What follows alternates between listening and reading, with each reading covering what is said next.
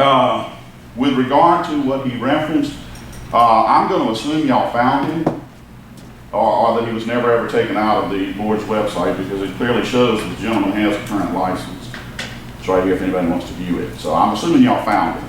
I hope y'all will enlighten us on that, because if any public member, such as himself, goes to the board's website, they're going to see that, hey, he has a valid license.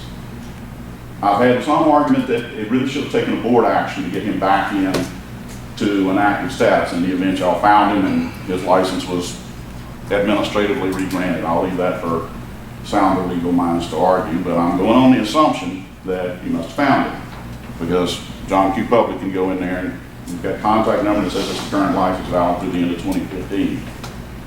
With regard to Roman numeral 6, number 2, Mark Brister. Well, gee, that's the infamous gentleman that, well, we can't contact him, can't find him.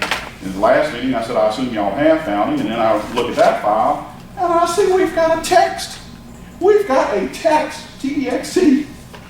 I would just submit to this board. Is that your idea of finding something? Robert, can you just get to the point? That is the point.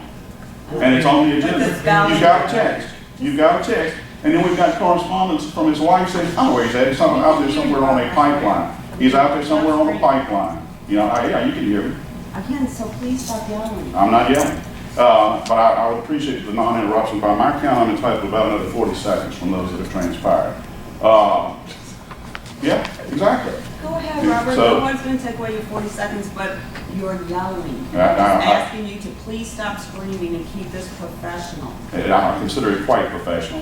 If that's your idea of having contact with somebody, then, and it even says in our response, since you responded by text, we will do in kind and respond by text. That's not my idea of having it. And his wife says, I don't know where you're going to be able to look. You don't need to send it here, because he's not going to get it. Okay?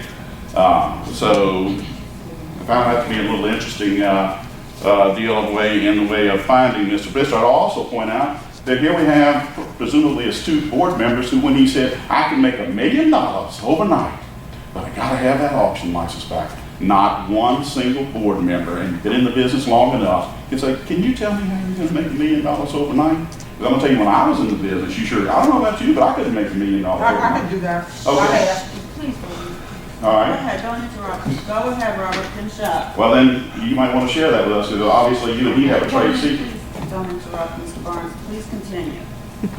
You said for her not to interrupt? Yes, Okay. please continue. No problem. There was no inquiry made of how he was going to do that, you know, and the board just broke necks. We got to get him this license today. Send Miss Edmonds over to that office to print this license out, and nobody can find him.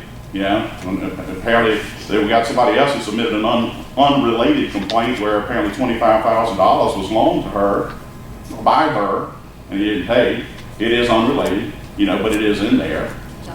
Mark Brister and Diamond B LLC. This matter was also on the docket for September 30th. Mr. Brister, as you know, was subject to complaint in 2014. At the end of 2014, the board determined that he could retain his business license, but he lost his individual auctioneer license as the basis for a complaint brought against him. At a later hearing, the board heard Mr. Brister's request to have his license returned in return for certain stipulations, which he later signed and documented. Basically, that let me go over specifically the stipulations as agreed to by the board and Mr. Brister at that time on January 13, 2015. Number one, part of this deal is you're going to pay a fine. Instead of finding the original judgment of $2,500, it's going to be $4,000 to be paid by January 13, 2016. Do you understand it? I did. So $4,000 as of January 13th. 2, you're going to retain the services of the CPA who will manage all of your records regarding your escrow account, and that he will provide copies of those records as described here to the board on a monthly basis. Mr. Brister, I do. That you understand one bounce check, one lack of ability to provide records, another complaint during the 1-year period from today could result in indefinite suspensions if nothing else. I do. You will not appeal the previous ruling, and that matter is considered concluded as of today. I did. And you're going to make sure that Cross Keys Bank, which is one of the complainants in the original proceeding, is paid and provision is made to notify us of that fact. And how soon? And Mr. Jacobs says, I think the next meeting in March, and he agreed to do that. At that probation will expire, will be extended until January 13, 2016.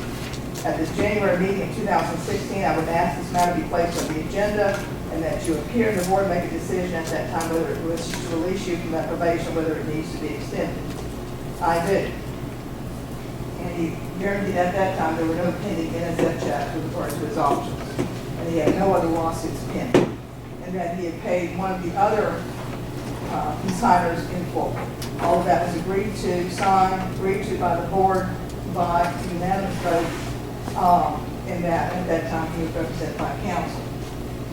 Since that date, I can tell you that, and the complaint was based on the fact that he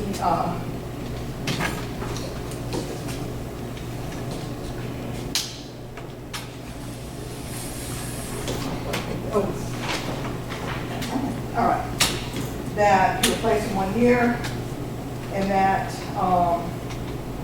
basically we went into the specific stipulations. The complaint was based on the fact that the board, and Ms. Evans is here to confirm this, has only received one set of documents for 1 month since January of 2015. That he has, that Cross Keys Bank has never been paid. I will confirm that. I checked with him, except by his own bond. So his bond was forfeited to pay Cross Keys Bank, and that he has not provided us with a valid address within 30 days of moving as required by statute, by regulation, section 1107. He did provide us by text, you heard earlier, of a new address which is in that. I've been unable to serve him. He had to apply. He has informed me by phone that he is living in either Colorado or California, because I've heard both versions, and that he has left the state of Louisiana. And that at this point, we do not know his location. It is my understanding that, and we've been looking, that he has not had any options since the day he left, which has been some months ago. We tried to serve him first in line for his failure to comply with the stipulations. Pursuant to the stipulations, we included in that an indefinite suspension would go on if he failed to comply with the stipulations.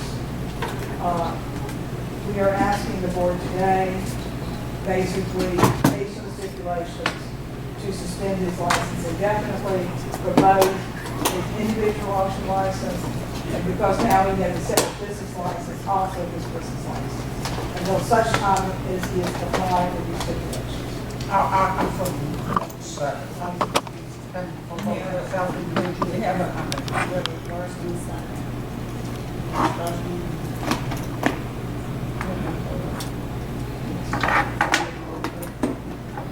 Mr. Brister? Yes. Mr. Henderson? Yes. Ms. Jacobs? Yes. Mr. Sims? Yes. Ms. Stein? Yes. Mr. Mayor?